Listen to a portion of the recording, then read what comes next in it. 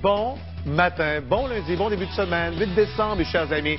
Lendemain de la veille, ben oui, parce que c'était le gala final de Love Story qui a couronné donc les deux grands champions, on vous le rappelle si vous ne le saviez pas, Kevin et notre ami Charles-Éric qui a gagné la maison finalement, et il y a Mia qui est repartie avec rien, mais avec une belle expérience derrière elle. Effectivement. Bon matin, Mia. Merci, bon matin. Satisfaite de ta performance dans le loft? Absolument, je suis très satisfaite. J'ai resté moi-même, puis je suis très fière de ça. Moi, je t'ai entendu dire à Marie que tu as été 50% Mia et tu as été 50% stratégique. Oui. Est-ce que tu penses que si tu avais été un petit peu moins stratégique... Moi, je dois te dire, on le sentait que tu étais stratégique. Okay. On sentait que tu calculais, est-ce que ça vaut la peine que je m'associe avec Manu, est-ce que je devrais... On le sentait. Est-ce que tu crois que si tu avais été... Si tu étais plus laissé aller, ça aurait été plus payant ou moins payant? Ben, pour être franche, moi, Love Story, je l'ai fait pour l'expérience, mais je l'ai fait aussi du côté visibilité. Puis je pense que j'ai eu ce que je voulais de ça. Okay. Donc oui, j'ai calculé ce que j'ai fait.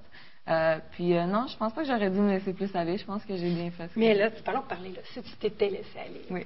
Ça aurait donné quoi? Est-ce que tu avais une flamme dans le loft? Est-ce que tu...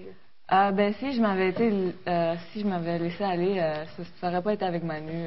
Non. Premièrement, non. On va le faire.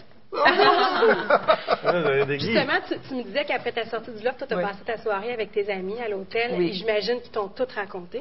Ben oui, une très grande partie, oui. Bon, est-ce qu'ils t'ont parlé de Manu? Oui. Mais ça me dérange pas, je m'en attendais un peu, je trouvais qu'il y avait quelque chose de croche. Puis, franche, honnêtement. Puis, en fait, c'est ça.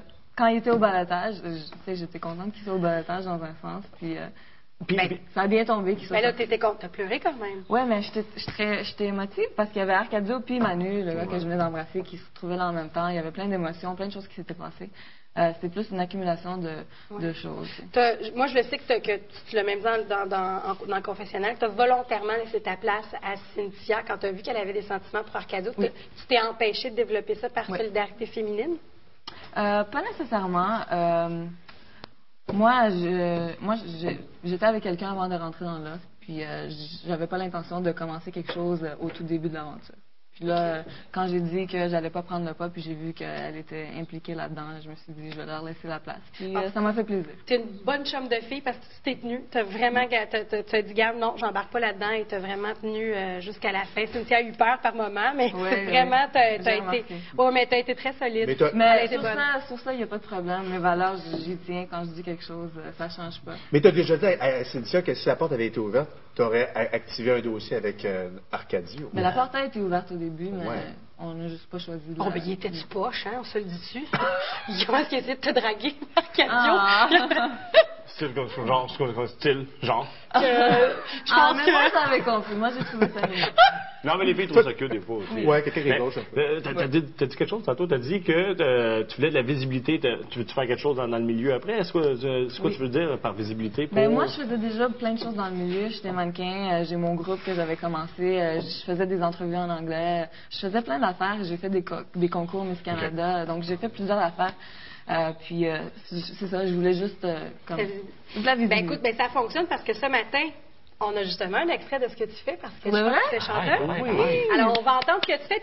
C'est quoi le nom de ton groupe? XOX. Et vous êtes combien? On est 3 filles. On fait de la musique pop avec en français, anglais, espagnol, arabe. C'est un mix.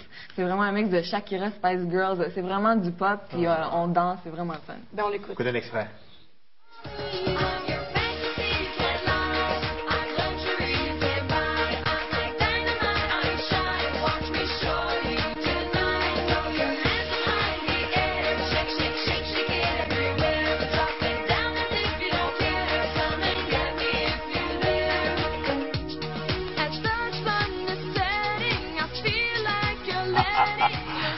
Sylvia va t'engager. Oui, je suis sûr pour la danse du ventre. Moi, je peux juste les brasser comme ça. Non, mais une autre raison pourquoi tu es ici aussi, c'est pour te remettre la plaque de 50 000 CD. Non, c'est pas vrai.